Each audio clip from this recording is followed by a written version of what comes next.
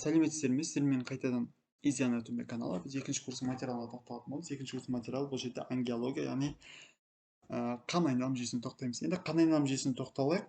Ең бірінші қан айналым жүйесінің негізгі орталық мүшесі ол жүрек, яғни латынша кор деп аталынады.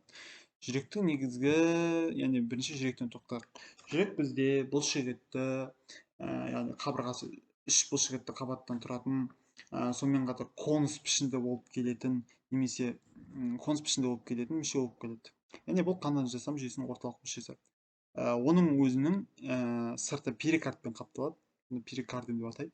Енді жүректің өзінің екі бөлігі ажыратылады. Бұны мынау жүректің негізі деп атайды, немесе бұны базис кордис деп атайды, және жүректің ұшы апекс кордекстен тұратын болды. Енді кеттік.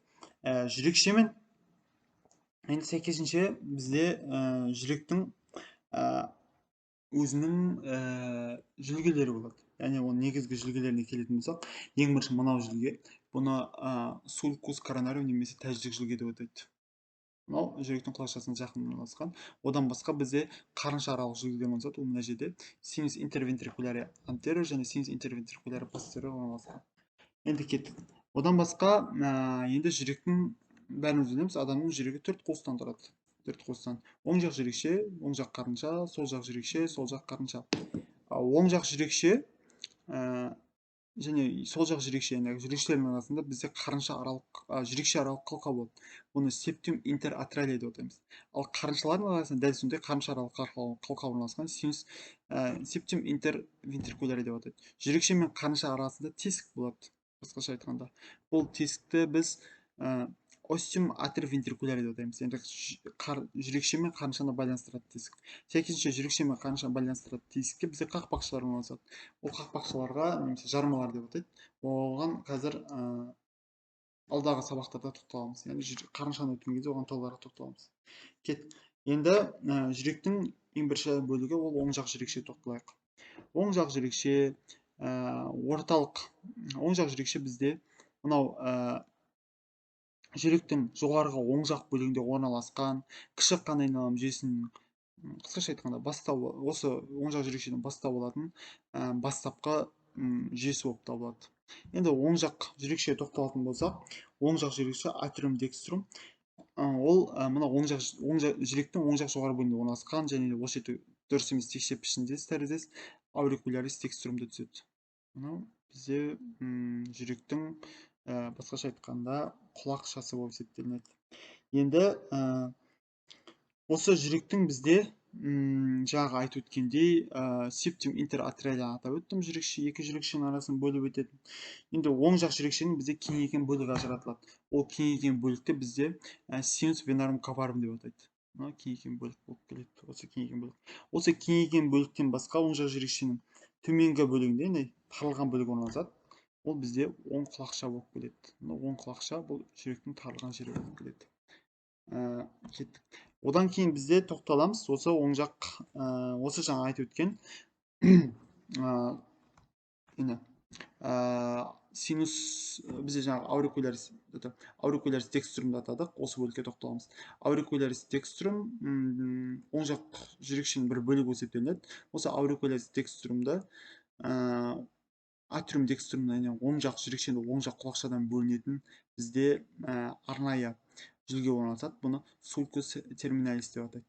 Мынау сулкус терминалис ол бізде мынау вена кава инфериордың, яғни төменгі қуыс венаның артқы жағында орналасып келген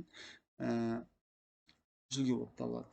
Кеттік. Одан басқа оң жақ жүрекшенің бізде келіп құятын қан тамырлары жатады.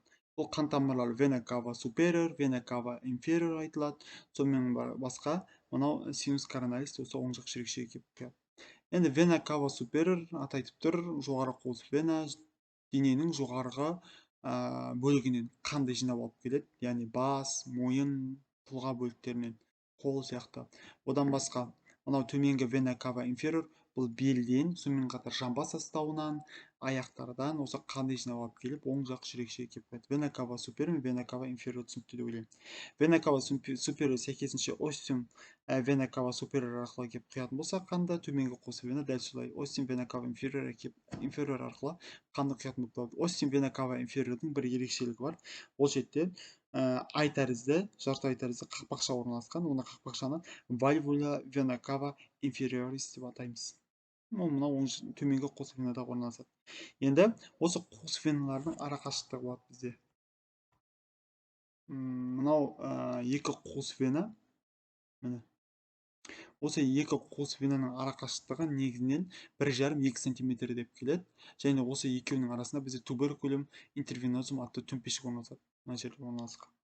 Енді одан басқа бізде жүректің бетінде кездесетін тәждік қойнау. Тәждік қойнауды синус коронарис деп атайды. Синус коронарис жүректің бетіндегі көптеген осы тармақшалар, веналар бар. Осы веналардың барлығы осы синус коронариске көпшілігі. Енді тәждік қойнаудың орны бізде оң жүрекшенің медиалды және артқы қабырғаларында орналасқан болып келеді. Оның бізде мынау вена кава инфериорстың астыңғы жағында орналасқан деп айтсақ та болады. Өйткені вена кава инфериорға бізде бекініп орналасқан жарты ай тәрізді қақпақша бар ғой, жаңа атап өткен вальвула вена кава инфериорис. Сол вальвула вена кава инфериорстың, яғни төменгі қос вена қақпақшасының астыңғы жағында орналасып келген. Ол түсінікті деп ойлаймын, орналасқан жер.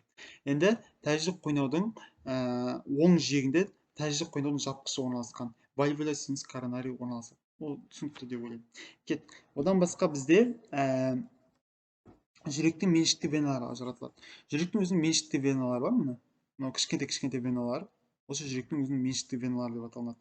Осыны вена кордис минима деп атайды. Бұл вена кордис миниманың барлығы жүректің өзінің арнайы осы веналардың тесігі болады. Форамина вена кава форамина венарум минимарум деп аталынады. Форамина венарум минимарумның барлығы осы оң жақ жүрекшеде арнайы кішкентай тесіктер арқылы оң жақ жүрекшеге келіп құяды. Ол түсінікті деп ойлаймын, бірақ бұл шетте ол көрсетілмеген. Кеттік. Одан басқа енді оң жақ жүрекшенің ішкі бетіне тоқталайық. Оң жақ жүрекшенің ішкі бетінен біз не көре аламыз? Оң жақ жүрекшенің ішкі беті бізде тегіс емес болып келеді көбінесе. Өйткені оң жақ жүрекшенің ішкі бетінде мускулус пектинатель орналасқан. Бірақ мына вена кава инфериор, вена кава супериор сияқты веналар келіп құяды осы оң жақ жүрекшеге. Ол жерлері тегіс болып келеді. Мына сурет әдемі берілген, ол жерлері тегіс болып келген. Яғни айтқанда, артқы қабырғалары көбінесе тегіс. Ал алдыңғы немесе оны басқаша сыртқы қабырғасы деп атайды. Бұл сыртқы қабырғасының барлығы бұдыр болып келеді. Яғни мускулус пектинатель орналасады. Енді мускулус пектинатель қай жерден басталады дейтін сұраққа келетін болсақ, мына оң жақ жүрекшенің артқы жағында бізде синус терминалис атты жүрге орналасады. Осы синус терминалис атты жүрге кесіп қараған кезде ішкі жағынан криста терминалиске сәйкес келеді. Мынау қарасақ, осы криста терминалистің әр қайсынан бізде мускулус пектинатель бастап орналасады.